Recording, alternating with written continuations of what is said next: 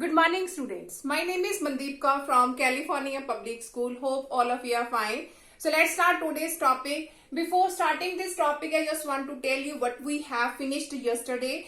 Yesterday we have discussed about that how can we check whether the system of equations are consistent or inconsistent. So today we are going to start a new worksheet. The name of the chapter is Determinant and exercise 4.6. So in this worksheet we will discuss about the Cramer rule. So in this worksheet we have the equation and we have to solve these equations by using the Cramer rule. So I have written here the few remarks. By using these remarks we can easily solve the system of equations by using the Cramer rule.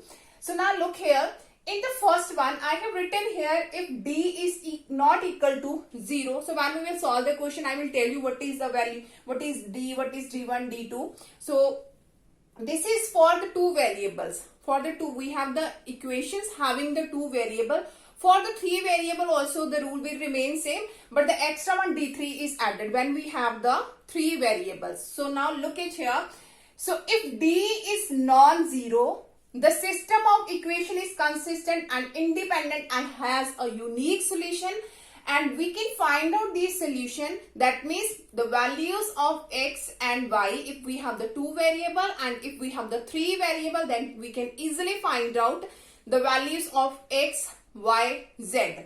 So x is d1 over d, y is d2 over d. So when we will start the example, I will clear it you that what is d, what is d1, what is d2. So afterward the second one is if d is equal to 0, d is equal to 0, either d1 and d2 is non-zero. Either d1, it may be possible that d1 is not equal to 0 or d2 is not equal to 0. d is 0, from d1 and d2 is non-zero either. That means the one can be 0 but other is non-zero. Then inconsistent, the system of equation is inconsistent and here is the no solution. We cannot find out the solution here. And in the last part, if d, d1, d2 all are 0, then consistent and dependent and has infinitely many solutions, and in this condition we can also find out the solution. So let's start from the first question. So step by step when we will discuss about the equations, so these concepts will be clear to you. So let's start from the first example. So let us suppose we have the equation 2x minus y. 2x minus y is equal to 17. The second one is 3x plus 5y is equal to 6. So here are the two equations having the two variables and we have to solve this by using the Cramer rule. So first of all here is d. So what is d here? d is the coefficient of x and y. In the previous exercise, this is our a, but for the Cramer rule, this is our d. So write down the coefficient of x, y. Here is 2, minus 1, 3, 5. So afterward, we have to calculate its discriminant. That means this one. So 2, minus 1, 3, 5. So what is its discriminant? Determinant, not discriminant. So 5 2s are 10, minus plus 3 1s are 3. So 10 plus 3 is 13, which is non-zero. I'm going to repeat it again. So afterward you have to calculate its determinant. So 5 2s are 10 and minus 3 1s are 3. That is plus 3. So 10 plus 3 that is 13 and that is not equal to 0. So here the first condition will apply when determinant is non-zero. Afterward the solution is consistent and independent and has a unique solution. So obviously we have to calculate the value of x, y here. So I have written here x is equal to d1 over d and y is d2 over d. If there are the three variables, then we have z is equal to d3 over d. So now we have to find out what is d1 and what is d2. Now look here, what is d1? So this is our d. For the d1, you have to write in the first column these constant values. d1 in the first column you have to write this right side constant value, and this will remain same, minus 1 5. which is exactly same with this D elements. I'm going to repeat it again. For the D1, you have to write in the first column this right side coefficient, and this will remain same. So you have to calculate the determinant here. In the similar way for the D2. For the D2, now for the second column, you have to write this right side constant value 17 and 6. And now this will remain same 2, 3. I'm going to repeat it again. For the D1, you have to write down here in the first column its constant value 17, 6, and this will remain same here exactly with this D minus 1 and 5. For the D2, now you have to change the second column by this constant value, and this will now remain same. This is D and here it will remain same. So now you have to calculate its determinant. So 17 5s are 85. So minus minus is plus, 6 1s are 6. So that is 91. So here is 2 6 are 12. Minus 17 3s are 51. So 12 minus 51, that gives the answer 39. Minus of 39, sorry. So now what is our X and Y? X is D1 over D and Y is D2 over D. So D1 is 91 and the value of D is 13. This is our D, 13. So 13 sevens are 91, and D2, that is minus 39. The value of D is 13. So 13 threes are 39. So value of Y is minus 3 and the value of X is 7. Value of X is 7. So here we can easily find out the solution. When D is non-zero, then we have the solution is consistent and we can easily find out the solution. So let's start the next question of this worksheet. Okay, now the next question of this worksheet is here. We have the equation having the three variables x minus y plus 3z equal to 6, x plus 3y minus 3z equal to minus 4, 5x plus 3y plus 3z equal to 14, and we have to solve this equation by using the Cramer rule. So first of all, we have to write down here the value of D, that is the coefficients of x, y, z.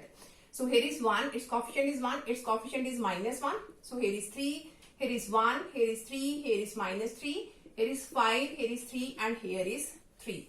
So afterward we have to calculate its determinant.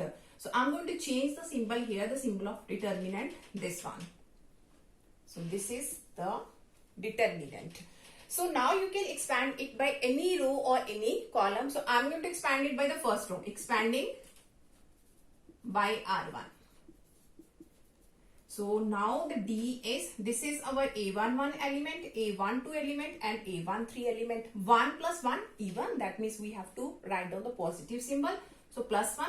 So after leave this column and leave this row, this into this, minus this into this. So I'm going to write here 3 3s are 9. So minus minus plus 3 3s are 9. So here is 1 plus 2. 1 plus 2, that is 3. 3 is odd, so we have to take the negative symbol and minus minus will become plus. So now leave this column and leave this row. For this element, leave this column and row. So now 3 1s are 3, minus minus plus 5 3s are 15. So in the last 1 plus 3, that is 4, 4 is even. So you have to write here the positive symbol. So now leave this column and leave this O. So 3 1s are 3, minus 15. So now this is 18. 15 plus 3, that is also 18. Here is 3 minus 15, that is minus 12. So 12 is 36 minus 36. So 18 plus 18, 36 minus 36, that is 0. So now in this case, the D is equal to 0. So D is equal to 0, that means it may be the consistent or it may be the inconsistent. For this, we have to check now the D1, D2. So now what is our D1? What is our D1? So write down in the first column its right side constant values. So here is 6, minus 4 and 14. The rest will remain same exactly with the D. So here is minus 1, 3, here is 3, minus 3, 3 and 3. So if you are going to check for D2, then you have to write down in the second column this value, and this will remain exactly same with D. So now again you have to expand this. You can expand it either by the first row, second row or the third row or either by any column. So I'm going to expand it by the first row, expanding by R1. So I'm going to write here the direct answer. When you will expand this, you will get the answer here minus 24. So when you will expand, I'm going to write here the direct answer. You can expand it by any row or any column. So when you will expand it by the R1 row, so your answer will be minus 24. So now look, this is non-zero. D is 0. D1 is non-zero, and I have written here either D1 and D2 is non-zero. Any one of them is non-zero, then it is inconsistent. And we have the no solution. We cannot find out the solution here. So this is the condition for the no solution. So let's start the next question of the worksheet.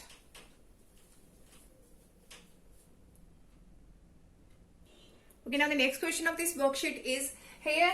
Again, the two equations are given and we have to solve this equation by using the Cramer rule. So first one is x plus 2y equal to 3. The second one is 4x plus 8y equal to 12. So first of all, we will write down here the value of d. That is the coefficients of xy 1, 2, 4, 8. So afterward, you have to calculate its determinant 1, 4, 2, 8. So this is 8 ones are 8, 4 twos are 8. So 8 minus 8 is 0. Now determinant is 0. So if its determinant is 0, so this may be consistent or inconsistent. Now for this we have to check what is D1, what is D2, because here are the two variables. So we can calculate only the values of D1 and D2. So now what is its D1? D1, that means in the first column you have to write down its right side constant values, and this will remain same here, 2, 8. And for the D2, write down its right side constant value in the second column, and this first will remain same. So by calculating it, 8 3s are 24, 12 2s are 24, this is 0. So now we will check this one, 12 1s are 12, 4 3s are 12, this is also 0. So all are 0, D is 0, D1 is 0, D2 is also 0, and if all are 0, then it is consistent. System of solution is consistent and infinite solutions are there. Infinite. So we can find out now these solutions. So now we have two equations. This is the first one and this is the second one. So you have to take the last variable. You have to put the last value equal to k. K is any number. So I'm going to write here, let y is equal to k. If there are the three variables, then you have to take z equal to k. So y equal to k, so now x plus y is k equal to 3. So the value of x is 3 minus 2k. So this is our x and this is our y. And that is the values of x and y depends upon the k, and k is any number. So here the infinite solutions are there, because if we will write here, let us suppose k is 1, then y will become 1. If k is 2, then y will become 2. So there are infinite solution.